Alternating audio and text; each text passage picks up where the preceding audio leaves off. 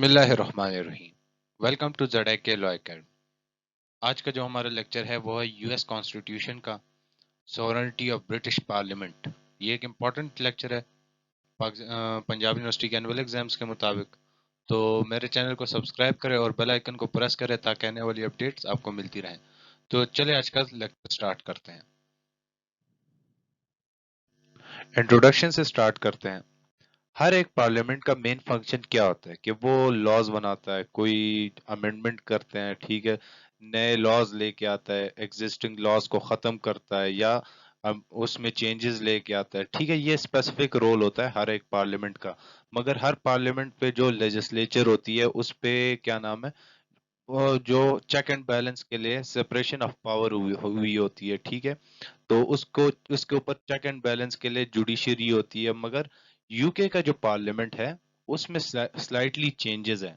क्यों? क्योंकि जो यूके का पार्लियामेंट है वो ओल्ड इंस्टीट्यूशन है लेजिस्लेशन के लिए, ठीक है।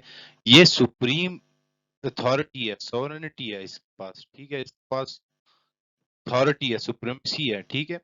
यूनाइटेड किंगडम में, यूनाइटेड कॉन्स्टिट्यूशन में इसको अथॉरिटी दी हुई है कि वो उस अगर ये कोई लॉज पास करता है, कोई ऐसा एक्ट पास करता है, तो उसको ना ही कोई चैलेंज कर सकता है, ना ही कोई रिपेल कर सकता है, ना इस पे जुडिशियल रिव्यू हो सकता है, ठीक है। क्योंकि पार्लियामेंट जो है वो सिर्फ सुप्रीम लीगल अथॉरिटी है इन यूके में, ठीक है। यूनाइटेड किंगडम में, ब्रिटेन में जो लॉज को क्रिएट करती है, एंड करती है और अमेंड करती है, ठीक है, खत्म करती है। और जो कोर्ट है वो उसको ओवर रूल नहीं कर सकता उसकी लेजिस्लेशन को। वो सिर्फ जो अदालतें हैं ब्रिटेन में वो सिर्फ उसकी इंटरप्रिटेशन करती है, जो लॉज, जो कानून बनाया गया होता है ब्रिटिश पार्लियामेंट की तरफ से। ये एक फेमस कोट है जो कहता है कि यूके पार्लियामेंट जो है वो सब कुछ कर सकता है, ठीक है, मगर एक मर्द को औरत नहीं बना सकता और एक औरत को मर्द नहीं बना सकता, ठीक है। ये स्पेसिफिक सा इंट्रोडक्शन हो गया जिसमें सुप्रीमेसी ऑफ ब्रिटिश कॉन्स्टिट्यूशन को थोड़ा बहुत डिस्कस किया। तो इसको फर्दर नीचे और डिटेल से डिस्कस करते हैं ब्रिटिश पार्लियामेंट की सुप्रीमेसी को। नेक्स्ट हमारे पास आ जाता है डेरिवेशन। जो हमारे पास टर्म है पार्लियामेंट वो निकला है फ्रेंच वर्ड से, पार्लियामेंट से, जो सिग्निफाई करता है प्लेस ऑफ स्पीकिंग, जिस वो जगह जिसमें बातें की जा सके, ठीक है। उसके बाद हमारे पास नेक्स्ट आ जाता है सॉवरेनिटी। सॉवरेनिटी सबको ही पता होगा कि सॉवरेनिटी क्या होती है। सॉवरेनिटी उसको कहते हैं supreme power of the supreme power, ठीक है। इसका मतलब है सॉवरेनिटी। अभी हम सॉवरेनिटी ऑफ पार्लियामेंट को पढ़ेंगे तो सॉवरेनिटी ऑफ पार्लियामेंट का क्या मतलब है। सॉवरेनिटी ऑफ पार्लियामेंट के पास सुप्रीम पावर होगी, ठीक है, स्टेट की। और इसमें ये होता है कि जो पार्लियामेंट होता है, जो लॉज बनाता है, खत्म करता है या इनेक्ट करता है, अमेंड करता है, और कोर्ट उसको ओबे करता है, उसकी लेजिस्लेशन को, ठीक है। कोई भी ऐसी अथॉरिटी नहीं होती स्टेट में जो पार्लियामेंट के एक्ट, लॉज और जो उसने लेजिस्लेशन की होती है उसको ओवर रूल कर सके, तो उसको सॉवरेनिटी ऑफ पार्लियामेंट कहते हैं। इसके बाद हम कंपोजिशन पढ़ेंगे कि ब्रिटिश पार्लियामेंट की कंपोजिशन क्या है। जो ब्रिटिश पार्लियामेंट है, यूके का पार्लियामेंट है, वो कंसिस्ट करता है 3 इंस्टीट्यूशन पे। ये वैसे तो ये है बाई कैमरल लेजिस्लेचर है, मगर ये असल में ट्राई कैमरल है, ठीक है। असल में किस तरह ट्राई कैमरल है, जिस इसमें क्राउन आ जाता है, हाउस ऑफ कॉमन्स आ जाता है, हाउस ऑफ लॉर्ड्स आ जाता है। क्राउन कौन होता है? क्राउन यूनिट को शो करता है, ठीक है। फिर ये सेरेमोनियल अथॉरिटी है। इसकी जो पावर्स होती है वो इसकी मतलब कॉन्स्टिट्यूशन के मुताबिक इसकी अथॉरिटी है, इसके पास काफी पावर्स है, मगर ये सेरेमोनियल है, ठीक है।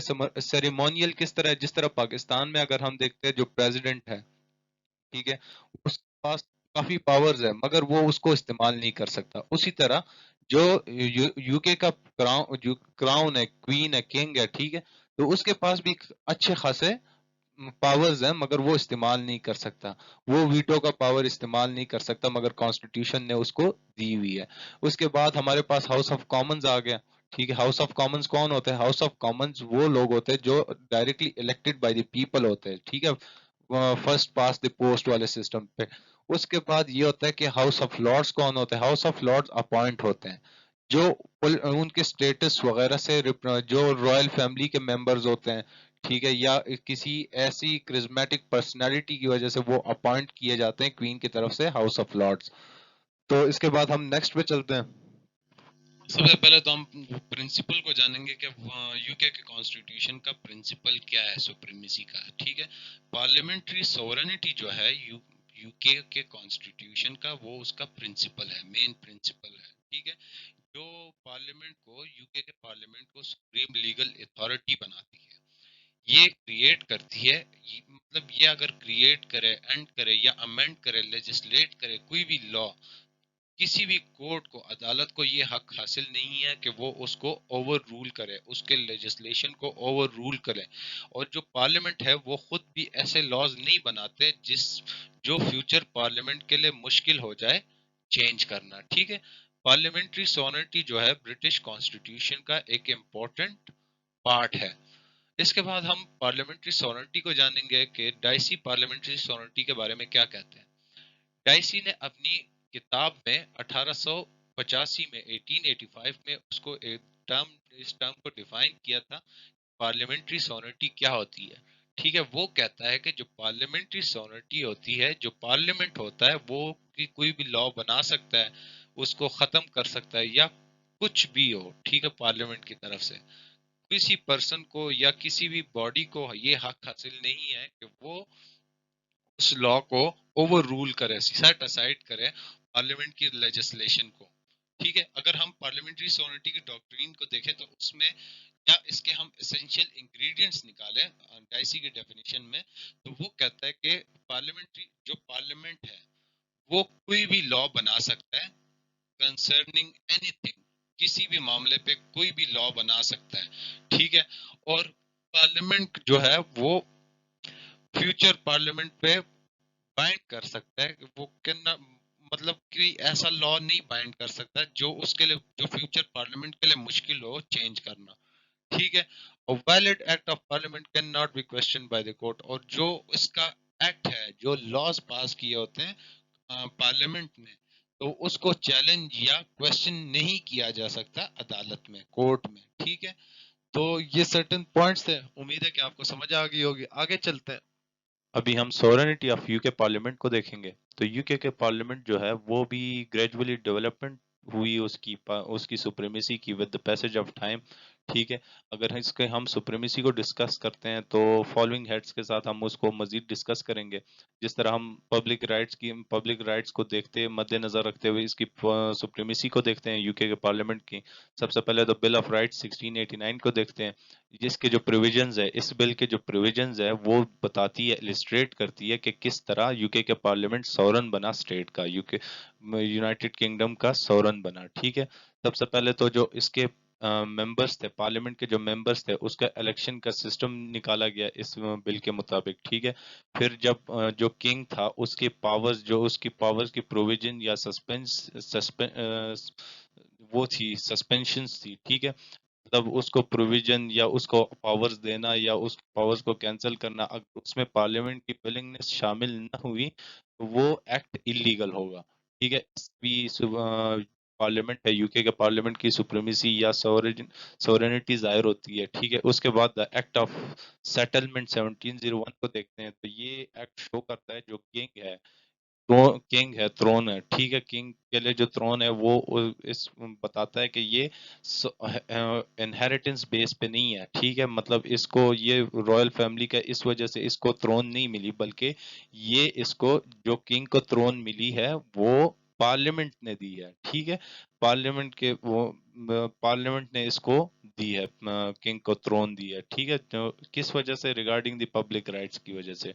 फिर उसके बाद अगर हम पार्लियामेंट एक्ट 1911 को देखें तो उसमें एक्ट में ये मतलब जो पार्लियामेंट है वो स्नैच कर लेता है सारे पावर जो हाउस ऑफ लॉर्ड्स के पास थे। ठीक है, रिगार्डिंग लेजिस्लेशंस, ठीक है, रिलेटिंग द मनी बिल वगैरह, उस हाउस ऑफ लॉर्ड से ले लिए गए। ये सब कुछ जो है, जो एक्ट्स हमने पढ़े हैं, पब्लिक राइट्स के जो एक्ट्स है, बिल ऑफ राइट्स हो गया, द एक्ट ऑफ सेटलमेंट हो गया, द पार्लियामेंट एक्ट ऑफ 1911 हो गया, ये सोवरेनिटी बताता है यूके पार्लियामेंट के। इसके अलावा मजीद और भी एक्ट्स है जो यूके के पार्लियामेंट की सुप्रीमेसी या सोवरेनिटी बयान करता है। इसके अलावा हम आगे चलते हैं।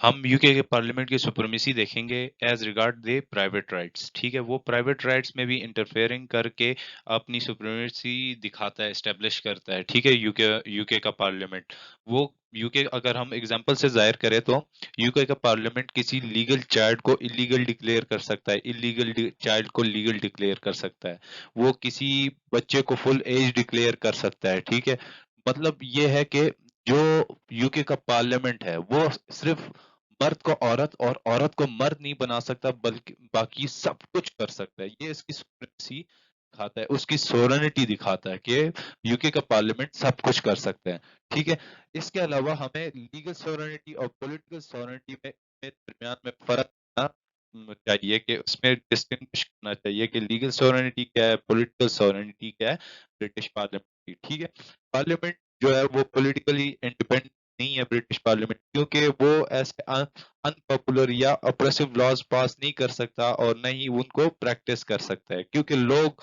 उनको फ्री प्रैक्टिस नहीं करते हैं, क्योंकि ये जो ब्रिटिश पार्लियामेंट है वो रिप्रेजेंटेटिव्स हैं लोगों के। ठीक है, उसके अलावा मगर ये इसका ये मतलब नहीं है कि वो लीगली भी इंडिपेंडेंट नहीं है। ठीक है, मगर वो लीगली इंडिपेंडेंट है और वो उसको उनको ये हक हासिल है, वो इतने एलिजिबल है कि वो हर किसी किस्म के लॉज बना सकते हैं लेजिस्लेचर के थ्रू, मतलब हर किस्म का लॉज बना सकते हैं और कोई भी कानून मतलब अदालत वगैरह या कोर्ट उनमें इंटरफेयर नहीं कर सकता, वायलेट नहीं कर सकता।